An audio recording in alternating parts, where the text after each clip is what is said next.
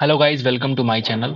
दोस्तों, आज की वीडियो में सीजीएल एग्जाम 2023 टीयर 1 को 17 जुलाई के पूछे गए शिफ्ट नंबर 2 में जितने सारे इंग्लिश क्वेश्चन होंगे इन सबको हम लोग डिस्कस करने वाले हैं बेहतरीन तरीके से। दोस्तों, मेरा नाम बबलू सोनी है। मैंने इसके पहले इस चैनल पे मैथ के सारे सॉल्यूशन को अपलोड कर दिया है। अगर हम बात करें सीजीएल 2023 टीयर 1 के बारे में, तो टोटल 39 शिफ्ट में हुए थे पेपर। तो इन सबका हम लोग अलग अलग सेट के माध्यम से खत्म कर चुके हैं सॉल्यूशन। आप जाके देख सकते हैं, मैंने बना दिया एक प्लेलिस्ट। ठीक है। तो अगर मैं इंग्लिश के सॉल्यूशन की बात करूं तो ये हमारा सेट नंबर 6 होगा इंग्लिश के कंपैरिजन में। ठीक है, इंग्लिश के कॉन्टेक्स्ट में। ठीक है, इसके बाद हम लोग रीजनिंग भी करेंगे। तो आइए शुरुआत करते हैं, तो चलते हैं सीधे इंग्लिश के क्वेश्चन की तरफ, टाइम वेस्ट नहीं करते हैं। ठीक है। अगर आपको अच्छा लगे तो लाइक कर दीजिएगा हमारे वीडियो को और सब्सक्राइब करिएगा हमारे चैनल को। ठीक है, चलिए शुरुआत करते हैं। यहाँ से आपका आ चुका है इंग्लिश कॉम्प्रिहेंशन, आप देख सकते हैं। तो पहला वर्ड आपसे पूछ रहा है कि मोस्ट एप्रोप्रिएट एंटोनिम क्या होगा।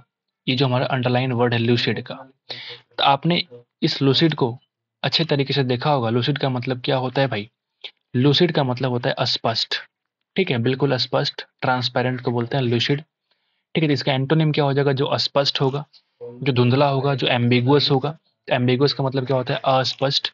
ट्रांसपेरेंट का मतलब होता है पारदर्शी, जो कि आप साइंस में पढ़े होंगे। ट्रांसपेरेंट का अपोजिट क्या हो जाएगा भाई? ओपेक। अपारदर्शी को बोलते हैं। ठीक है, यहाँ पे ऑर्डरली एक वर्ड है। ऑर्डरली का मतलब होता है व्यवस्थित।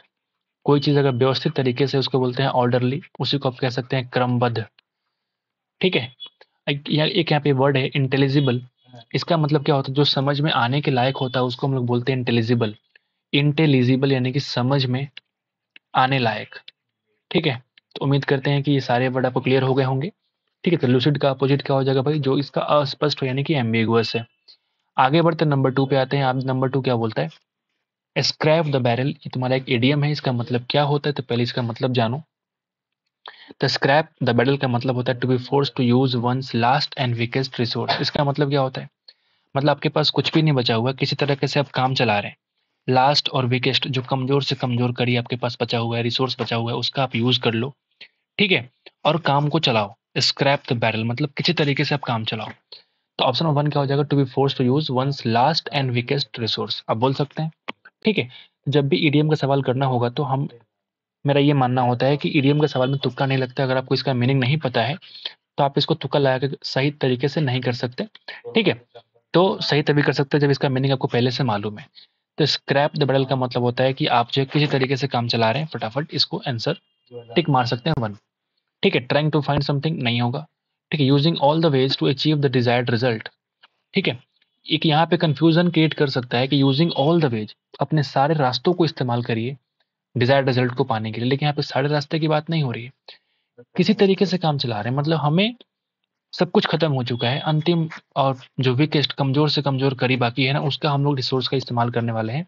That is scrap the barrel. I think you got it. ठीक है, आगे बढ़ते नंबर 3 पे आते हैं। नंबर 3 क्या बोलता है भाई कि आपको ईडियम करेक्टली कौन सा डिफाइन करता है, कौन सा यूज करता है। तो आप देखेंगे ए डाइम अ डोजन का मतलब क्या होता है। ए डाइम अ डोजन का मतलब होता है कि वेरी कॉमन, मतलब जो कॉमन चीजें होती है ना। कॉमन का मतलब जो हर इंसान को पता होता है, कॉमन चीज। ठीक है, तो वेरी कॉमन को बोलते हैं, जो सामान्य चीज उसको बोलते हैं डाइम अ डोजन।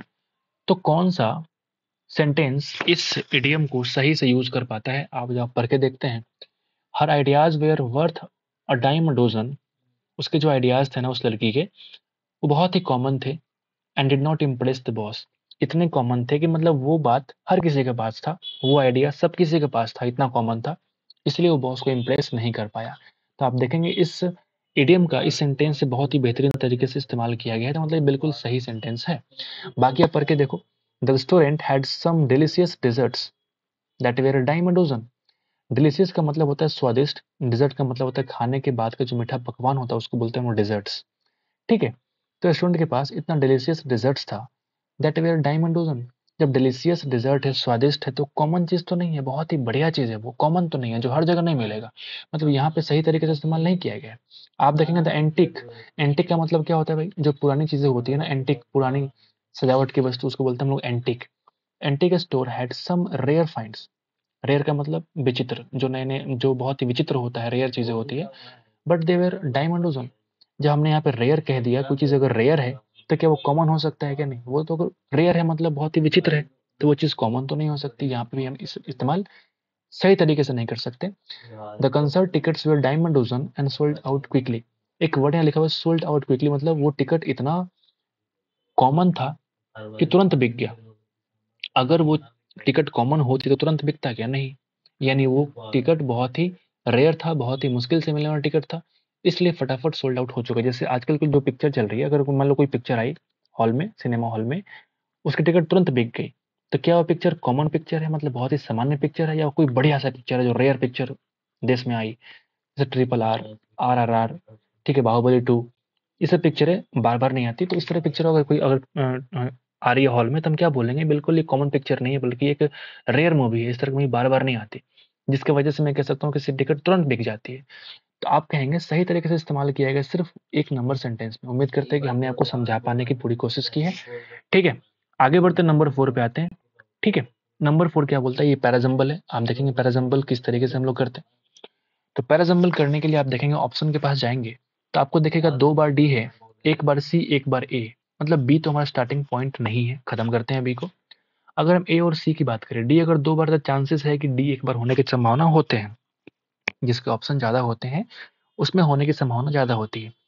तो हम कहीं ना कहीं ए और सी को एलिमिनेट करने की पूरी कोशिश करते हैं। पहले यहाँ पे सी अगर देखेंगे, आप लिखा हुआ है कि later non Homeric tales suggest that Patroclus war was Achilles kinsman और लवर।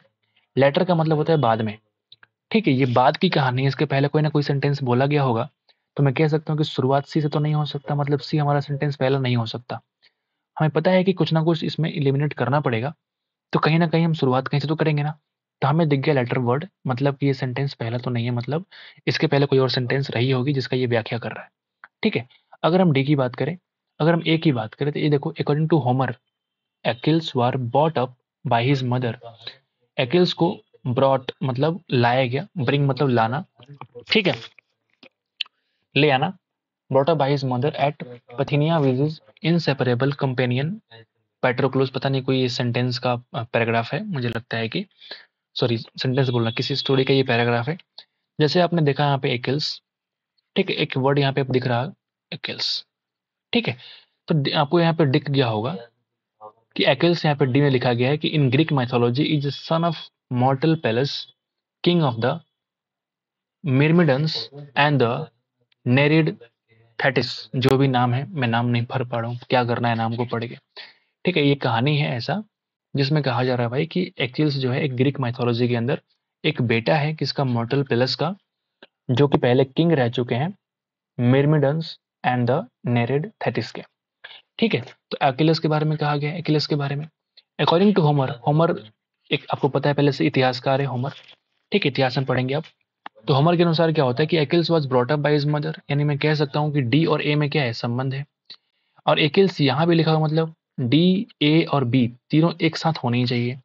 तो डी ए बी यहाँ दिख रहा है, यहाँ भी दिख, हालांकि ये तो पहले कट चुका है, डी ए बी यहाँ भी दिख रहा है, डी ए बी यहाँ भी दिख रहा है, यहाँ नहीं दिख रहा आपको, डी सी बीच में आ गया, मतलब लगातार तो नहीं हो सकता, इसको काट के हटाओ। ठीक है, और जरा आप सरिया के देखते हैं कि मतलब हाँ, अरेंज करके देखते हैं कि कौन सा होगा, या तो ए होगा या तो बी होगा।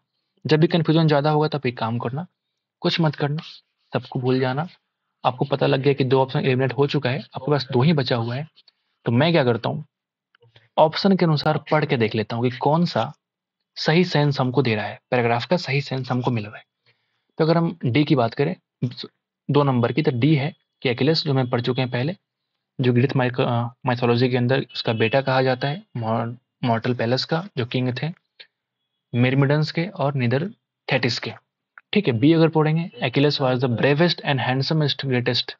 हैंडसमेस्ट कैसे हो सकता है भाई, आपने पहले पढ़ चुका है कि हैंडसम का अगर सुपरलेटिव की बात करते हैं तो मोस्ट हैंडसम होता है, यहाँ पे हैंडसमेस्ट इस्तेमाल किया गया है। क्या एसएससी के क्वेश्चन सेट करने वाले लोग को नहीं पता कि हैंडसमेस्ट कुछ नहीं होता, मोस्ट हैंडसम होता है, बट पता नहीं हमें क्या फर्क पड़ता है। हमें क्वेश्चन को सॉल्व करना है। Greatest warrior of the army Agamemnon in the Trojan war, मतलब डी के बाद बी आना ही चाहिए, आपको देख के पता लग चुका है। फिर होमर भाई साहब इसी की बड़ाई कर रहे हैं, और कि एचएलएस को मतलब किसने ब्रॉटअप किया था, मदर, जो भी है। तो हम कह सकते हैं कि डी के बाद बी होगा, उसके बाद ए होगा, नहीं तो ऑप्शन 20 सवाल का आंसर होगा। कंफ्यूजन होते हैं पैराजम्बल में, कोई दिक्कत नहीं, मुझसे भी होती है, ऐसा नहीं कि हम यहाँ पे देख के बता रहे हैं तो हो सकता है कि आपको लग रहा हो कि हाँ ऑप्शन के अनुसार बता रहे हैं, ऐसा कुछ नहीं है। पैराजम्बल में, ठीक है, 80% केस में क्या होता है, गलती होने के बहुत ज़्यादा होती है। इसका मतलब क्या होता है कि मैं क्या करता हूँ, पैराजम्बल के लिए 1 मिनट में टाइम देता हूँ, फटाफट करके भागने की कोशिश बिल्कुल नहीं करता, क्योंकि थोड़ी सी गलती इसमें चूक हो जाए तो आपसे, हाँ, गलतियां हो जाती है पूरे क्वेश्चन में, ठीक है। तो आगे बढ़ते नंबर 5 पे आते हैं, आप देखेंगे यहाँ से पूछ रहा है कि identify the sentence that correctly uses the indefinite article. दो आर्टिकल होते हैं ना, तो इंडेफिनिट में क्या क्या आता है भाई, इंडेफिनिट के अंदर आता है भाई ए और एन। तो कौन सा ए और एन को सही से जस्टिफाई करता है आपसे पूछ रहा है। तो आप देखेंगे she is a Indian, a Indian थोड़ी होता है भाई, एन इंडियन, मतलब गलत हो गया। सी इज एन इंडियन, तो यहाँ पे लिखा हुआ है artist married to a European. क्या यूरोपियन के पहले ए लगेगा? बिल्कुल लगेगा। आप बोलेंगे सर ई है, ई के पहले ए कैसे आएगा? तो यहाँ पे क्या होता है, यूरोपियन को अगर आप देखेंगे, आपने पहले भी पढ़ रखा होगा, यूरोपियन को हम कैसे पढ़ते हैं, ये वाला, इस तरह से पढ़ते हैं यूरोपियन। तो ये य जो है ना, ये मैंने कंसोनेंट को दिखाता है, इसको हम बोलते हैं ए यूरोपियन, ठीक है भाई। यानी ये हमारा सेंटेंस का हो जाएगा, सही हो जाएगा। यहाँ पे देखेंगे एन इंडियन फिर से लगेगा, मतलब गलत हो जाएगा। यहाँ एन इंडियन तो है, लेकिन यहाँ पे एन लगा दिया, मतलब फिर से गलत हो गया, मतलब ए हमारा यूरोपियन लगेगा। Number 2 is the correct answer. Number 6 पे the police were on high alert on account of the convict, fill in the blanks यहाँ भरना है, who had killed many people, ठीक है। एक यहाँ पे वर्ड है जिसको बोलते हैं रन अवे। देखो ऑप्शन नंबर 4 में, इसका मतलब क्या होता है भाई, नियंत्रणहीन, ठीक है। कोई ऐसी गाड़ी आ गई होगी जो बिल्कुल नियंत्रणहीन रही होगी और पूरे तोड़ फोड़ के आगे निकल गई होगी, ठीक है। कन्विक्ट का मतलब क्या होता है, दोष सिद्धि। ऐसा कोई गाड़ी रहा होगा जिसको दोष सिद्धि के रूप में पाया गया होगा, बिल्कुल नियंत्रणहीन रहा होगा, जिसने बहुत लोगों को किल्ड कर दिया। इसलिए पुलिस जो है ऑन हाई अलर्ट पे था। रन आफ्टर का मतलब होता है किसी चीज के पीछे भागना, ठीक है। He is running after money, वो पैसे के पीछे भाग रहे हैं। तो इस वर्ड का इस्तेमाल इस फिल इन द ब्लैंक्स में नहीं कर सकते। वॉक अवे का मतलब क्या होता है, दूर जाना, किसी से आप दूर जा रहे हैं, तो दूर जाने के लिए क्या पुलिस हाई अलर्ट पे रहेगी? बिल्कुल नहीं। In this is the word required here, run away. अगर हम इसकी बात करें, इलोप का मतलब क्या होता है भाई, इलोप का मतलब होता है प्रेमी के संग भाग जाना, ठीक है। याद रखना इस वर्ड को, ठीक है। उम्मीद करते हैं कि आपको समझ में आ गया होगा। फिल इन द ब्लैंक्स के अंदर क्या हो जाएगा, रन अवे। आगे बढ़ते हैं, नंबर 7 पे आते हैं। इनकरेक्टली स्पेल्ड वर्ड कौन सा है, कौन सा वर्ड गलत है, आपसे पूछ रहा है, आपसे पूछ रहा है। तो आप देखेंगे यहाँ पे क्रैडल बिल्कुल सही है, फ्रूटफुल बिल्कुल सही है। विलफुल में डबल एल नहीं बल्कि सिंगल एल होता है, अच्छा से, ठीक है। आगे बढ़ते हैं और नंबर 8 पे आते हैं भाई साहब, ठीक है। नंबर 8 क्या बोलता है भाई, most appropriate antonym of the underlined word patriot, sorry patriot ऐसे बोलते हैं ना, देशभक्त को बोलते हैं पैट्रियट। इसका उल्टा क्या हो जाएगा, जो देशद्रोही होगा, देशद्रोही यानी कि ट्रेटर, ठीक है। ड्यूटीफुल का मतलब क्या होता है भाई, जो आज्ञाकारी होता है ना उसको बोलते हैं ना ड्यूटीफुल। ये उसका साइनोनिम है किसका, तो आप बोलेंगे ओबीडियंट का, ठीक है। आज्ञाकारी का साइनोनिम क्या हो जाएगा, ड्यूटीफुल। अगर हम बात करें नेशनलिस्ट यानी कि राष्ट्रवादी, लॉयल का मतलब वफादार, जो कि आज की दुनिया में कोई रेयरली मिलता है आपको, ठीक है। वफादार सिर्फ कुत्ते हैं, इंसान नहीं। आगे बढ़ते हैं, नंबर 9 पे आते हैं। इंडोलेंट का मतलब क्या होता है भाई, इसको बोलते हैं लेजी। आलसी लोगों को हम लोग बोलते हैं इंडोलेंट। तो इसका एंटोनिम क्या हो जाएगा, जो बिल्कुल एक्टिव है, सक्रिय है, उसको हम बोलते हैं एंटोनिम इसका हो जाएगा। अगर हम बात करें स्लगिश, लेजी, सब कुछ किसका मतलब हो जाएगा, आलसी का ही ये साइनोनिम है, ठीक है। अनस्किल्ड का मतलब जो बिल्कुल कुशल नहीं है, उसको हम बोलते हैं अनस्किल्ड। आगे बढ़ते हैं, नंबर 10 पे आते हैं। बहुत ही आसान आसान क्वेश्चन आ रहे हैं। Only the artist who make sculptors, इसके बदले आप क्या यूज कर सकते हैं, same age group of words के लिए क्या आप यूज कर सकते हैं। तो आप बताओ, ऐसे आर्टिस्ट को हम लोग क्या बोलते हैं, जो मूर्तियां बनाते हैं उसको बोलते हैं हम लोग स्कल्प्टर, मूर्तिकार बोलते हैं ना भाई साहब, मूर्तिकार बोलते हैं। पेंटर जो पेंट करे, पॉटर जो घड़ा बनाए, और आर्टिसन मतलब जो कलाकारी दिखाए। आगे बढ़ते हैं, नंबर 11 पे आते हैं। सर्टेन टू हैपन, जो बिल्कुल होने ही वाला और निश्चित रूप से होने वाला, इसको हम लोग कह सकते हैं इनएविटेबल। इसका मतलब क्या होता है, जिसको टाला नहीं जा सके, जिसको टाला नहीं जा सके, याद रखना, काफी इंपॉर्टेंट, ठीक है। एक ऐसा चीज जिसको आप टाल नहीं सके, इसका मतलब वो चीज होने ही वाला है, सर्टेन है, बिल्कुल निश्चित है कोई चीज होने के लिए, उसको हम बोलते हैं इनएविटेबल। कन्वर्टिबल का मतलब होता है भाई साहब जिसको आप कन्वर्ट कर सके। इंडिस्पेंसिबल का मतलब होता है बिल्कुल जरूरी, मैंडेटरी जो भी आप कह लीजिए, आवश्यक, जिसके बिना काम ना चल सके, ये एक वर्ड है इंडिस्पेंसिबल का, कि जिसके बिना काम ना चल सके, that is called indispensable, right. Justifiable, justifiable का मतलब होता है जिसको आप जस्टिफाई कर पाए, जिसको आप जस्टिफाई कर पाए। जस्टिफाई का मतलब क्या होता है भाई? लोग कहते हैं जस्टिफाई जस्टिफाई, लेकिन इसका मतलब पूछ दो, दिमाग हिल जाएगा। जस्टिफाई का मतलब क्या होता है भाई? उचित सिद्ध करना, कोई चीज को उचित तरीके से सिद्ध करना, दैट इज कॉल्ड जस्टिफाई करना, ठीक है। तो जस्टिफिएबल का मतलब जिसको जस्टिफाई किया जा सके, एबल लगा हुआ लास्ट में। आगे बढ़ते नंबर 12 पे आते हैं, by whom was the coffee made. By whom यानी कि ये सेंटेंस पैसिव में है भाई साहब, और पैसिव में अगर आप देखेंगे यहाँ पे कि वाज प्लस मेड, यानी वाज वर प्लस भी3 का यूज है। तो आप बताओ ये कब होता है एक्टिव वाला सेंटेंस? क्या होगा इसका? वाज वर आता है तभी जब सिंपल पास्ट की हम लोग बात करते हैं। तो सिंपल पास्ट में को जब कन्वर्ट करते हैं पैसिव में, तो वाज वर प्लस भी3 आता है, इसका सिंपल पास्ट क्या हो जाएगा? Subject plus V2 plus object. आओ मैच कर लेते हैं, वी2 कहाँ? मैक्स वी2 है क्या? बिल्कुल नहीं। हैड प्लस भी3 भी2 है क्या? नहीं, ये तो पास्ट परफेक्ट हो जाएगा। ये वाला sentence is the required answer. Has होता है क्या? बिल्कुल नहीं, हैज तो हमारा प्रेजेंट परफेक्ट की बात करता है, लेकिन हमको चाहिए सिंपल पास्ट भाई साहब। उम्मीद करते हैं कि आपके टेंस पूरे क्लियर है। अगर क्लियर नहीं है तो मैं कोशिश करूंगा आपके लिए बहुत चीज़ें करने के लिए। अभी स्टार्टिंग है, थोड़ा सपोर्ट करिएगा, मैं सब कुछ अपलोड कर दूंगा इस वीडियो, इस चैनल पे, जो कि आपके लिए बहुत बेनिफिशियल साबित होगा, ठीक है। आगे बढ़ते हैं, 13 नंबर सवाल पे आते हैं। She always invite me to dinner. आपको क्या करना है? ग्रामेटिकल एरर को ढूंढना है। आपको दिख गया होगा, she always invite me, why invite? जब सी है, सी का मतलब थर्ड पर्सन सिंगुलर नंबर, तो इनवाइट के बदले क्या लिखूंगा भाई? इनवाइट्स। अरे नहीं होगा क्या? Invites me to dinner. आगे बढ़ते हैं, नंबर 14 पे आते हैं। हाँ, the Indian independence movement sought to establish the conceptions of freedom. अच्छा, इसके बदले कौन सा वर्ड सब्स्टिट्यूट कर सकते हैं? कंसेप्शंस ऑफ फ्रीडम के लिए एक वर्ड आता है हमेशा, कंसेप्ट्स ऑफ लिबर्टी, ठीक है। इसको आप लिख लीजिए। कुछ वर्ड्स ऐसे होते हैं जिसको समझा नहीं सकते हैं कि क्यों, इसका लॉजिक क्या होता है मुझे नहीं पता, ठीक है। कंसेप्शंस ऑफ फ्रीडम के लिए आप कंसेप्ट्स ऑफ लिबर्टी यूज कर सकते हैं, ठीक है। ये हमेशा बार बार पूछा गया है, ठीक है। 15 नंबर पे आते हैं। 15 नंबर क्या बोलता है भाई? Developed countries are at a disadvantage. Developed countries are at a disadvantage to have access to modern science and technologies. यहाँ पे एक वर्ड यूज किया गया है, एट अ डिसएडवांटेज। डिसएडवांटेज इसका मतलब क्या होता है? अगर आप देखेंगे तो एट डिसएडवांटेज मतलब, डिसएडवांटेज का मतलब होता है भाई हानि, ठीक है। तो इसका एक्चुअल मीनिंग क्या होता है भाई? जैसे इसको हम बोल सकते हैं कि in unfavourable position, in an unfavourable position, जो आपके फेवर में ऐसा कोई पोजीशन है नहीं, उसको हम बोल सकते हैं कि आप डिसएडवांटेज में है, मतलब हानि के पोजीशन में है, बोल सकता हूँ। तो इसका एंटोनिम क्या हो जाएगा? जो बहुत ही विशेष अधिकार लेके बैठा है। प्रिविलेज्ड का मतलब क्या होता है भाई? आपने एक वर्ड देखा होगा प्रिविलेज, इसको हम लोग क्या कहते हैं? विशेषाधिकार।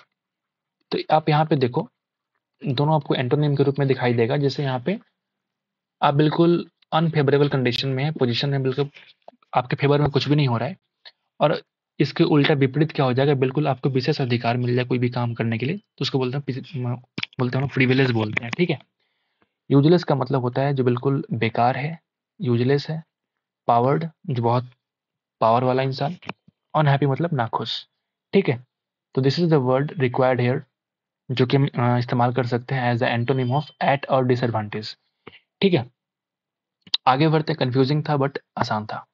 आगे बढ़ते हैं, payments can be made by fill in the blanks और इन कैश। ऑप्शन चेकआउट करते हैं, अरे भाई सब चेक होगा। पेमेंट या तो आप कर सकते हैं चेक से या कैश से। ये चीक और चीक ही थोड़ी इस्तेमाल करेंगे, चेक ये वाला होता है ना, ठीक है। नंबर 17 पे आते हैं। 17 नंबर क्या बोलता है भाई कि पैसिव वॉइस में कन्वर्ट करो, सी माइट हैव कंप्लीटेड।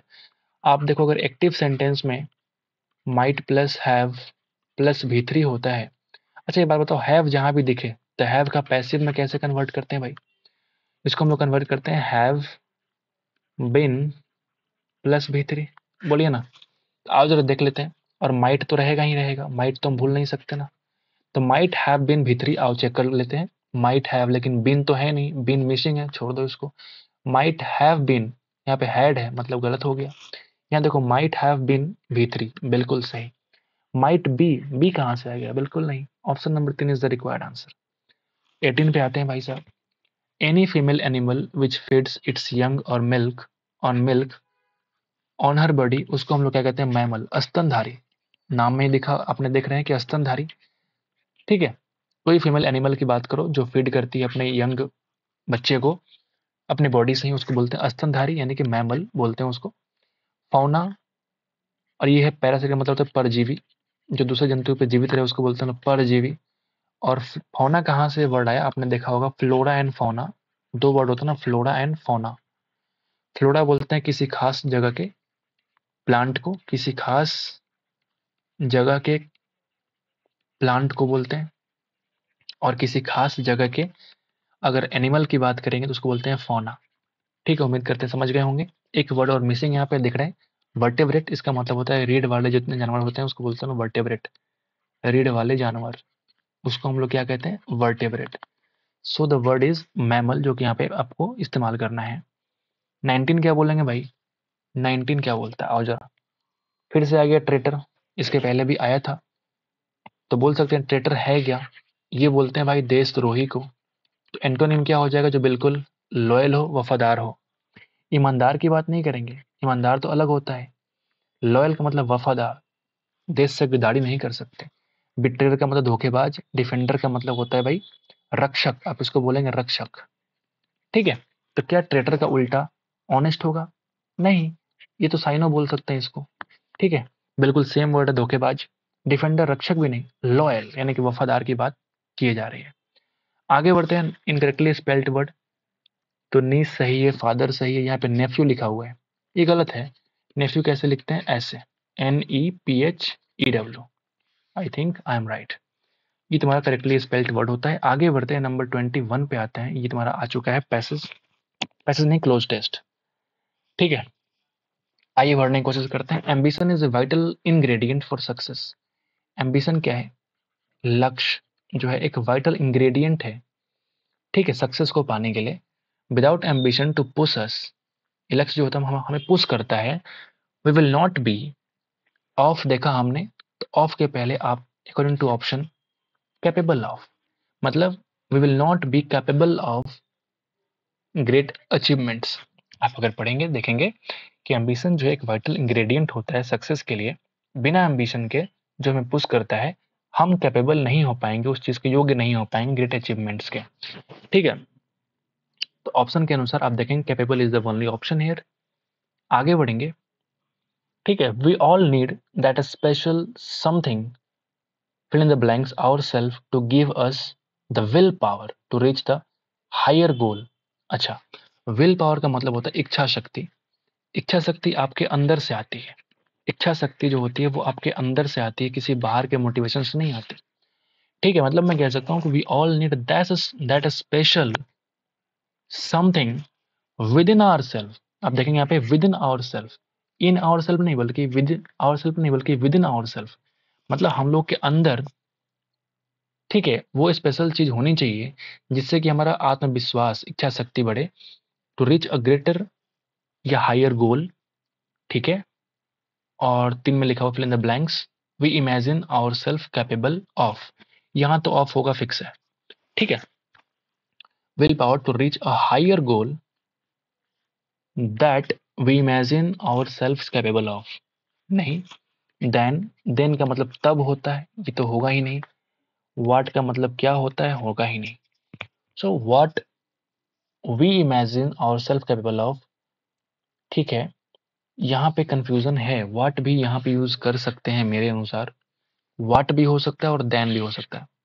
समझाता हूँ कैसे, जैसे हमारे अंदर वो विल पावर होनी चाहिए to reach a higher goal than we imagine our self capable of. ठीक है, ताकि हम वहां उस हायर गोल पे पहुंच पाए, किसके कंपैरिजन में, जो हम सोचते हैं कि हम उस चीज के कैपेबल ऑफ हैं। ठीक है, तो यहाँ व्हाट भी हो सकता है और देन भी हो सकता है मेरे हिसाब से, बट ऑप्शन यहाँ पे देन दे रखा है। आप मुझे कमेंट करके बताना कि क्या ये व्हाट हो सकता है, नहीं हो सकता है। ठीक है, आगे बढ़ते हैं, नंबर 24 पे आते हैं। 24 क्या बोलता है कि येट, यहाँ तक कि ambition comma fill in the blanks money and fire. अच्छा, ये तो 4 नंबर में ऑफ लगा हुआ पहले से ही, कैपेबल के बाद हमेशा ऑफ आता है। आ जाओ 5 पे आते हैं। 5वां बोलता है कि yet ambition fill in the blanks money and fire is a good servant but a bad master. Okay, आप देखेंगे मनी के बारे में एक वर्ड कहा जाता है सेंटेंस, कि मनी जो होता है एक गुड सर्वेंट है, अच्छा नौकर है, बल्कि एक बहुत ही खराब मालिक है। ठीक वैसे ही फायर के बारे में यही बात बोला जाता है, जैसे पैसा आपके पास है, आप उसको नौकर बना के रखो, ना कि मास्टर बना के रखो। मास्टर बनाओगे तो जो मन करेगा सो करेगा, आपको बिगाड़ के रख देगा। ठीक है, ठीक वैसे ही कह रहा है कि ये एम्बिशन भी इसी के जैसा है। यानी अगर जैसे की बात हो रही है, मतलब यहाँ पे एज नहीं बल्कि लाइक का इस्तेमाल करेंगे। Ambition like money and fire, जो लक्ष्य है ना, मनी और फायर के जैसा ही एक गुड सर्वेंट है, बल्कि एक बैड मास्टर है। I think you got it. ठीक है, सो उम्मीद करते हैं कि आपको समझ में आ गया होगा। ठीक है, हमने पूरी तरीके से कोशिश की है कि आपको हर एक वर्ड, हर एक चीज़ें समझा पाऊँ अच्छे तरीके से। बाकी ये हमारी पूरी कोशिश है कि आपको थोड़ा-सा गाइडलाइंस मिल सके। ठीक है, इधर-उधर भटकने के बजाय आप किसी एक चैनल के अंदर पूरे प्रीवियस ईयर सॉल्यूशन को चेकआउट कर पाएँ। चाहे वो इंग्लिश की बात करो, चाहे वो मैथ्स की बात करो, चाहे वो रीज़निंग की बात करो। ठीक है? और मैं हर चीज़ पूरी तरीके से देने की पूरी कोशिश करूँगा। ठीक है? पूरा सब्जेक्ट वाइज़ और पूरा टॉपिक वाइज़ मैं आप कह सकता हूँ, धीरे-धीरे मैं आपको और कंटेंट प्रोवाइड करने की पूरी कोशिश करूँगा। फिलहाल मैं प्रीवियस ईयर सॉल्यूशन की कोशिश कर रहा हूँ। अभी हम सीजीएल चला रहे हैं, फिर हम इसकी बात करेंगे, फिर हम एमटीएस की बात करेंगे, फिर हम स्टेनो की बात करेंगे। इसके पहले हम सीपीओ की बात भी करेंगे, चूँकि सीपीओ में काफ़ी अच्छे-अच्छे क्वेश्चन्स आते हैं, चाहे हम इंग्लिश की बात करो, चाहे मैथ्स की बात करो। ठीक है? तो बस थोड़ा-सा आप मुझे मोटिवेट कर दीजिए, और इसका सिर्फ़ एक ही तरीका है कि आप मेरे को सब्सक्राइब कर दीजिए। ठीक है? और वीडियो को एक बार लाइक करेंगे तो क्या होगा, थोड़ा-सा वीडियो फैल जाती है, जिसकी वजह से मेरे व्यूज़ बढ़ेंगे, मेरे थोड़े से क्या बोलते हैं उसको, व्यू आवर्स बढ़ जाएँगे। तो मेरा चैनल क्या हो जाएगा, मोनेटाइज़ हो जाएगा, मैं और अच्छे से काम करूँगा। ठीक है? So these are the motivation things जो कि आप सोच सकते हैं if you want to support me. So these are the only options by which you can simply motivate me. ठीक है? So please keep supporting me, and thank you so much for watching the video till this time. I hope you got all the things I have elaborated here. So thank you so much. So thank you.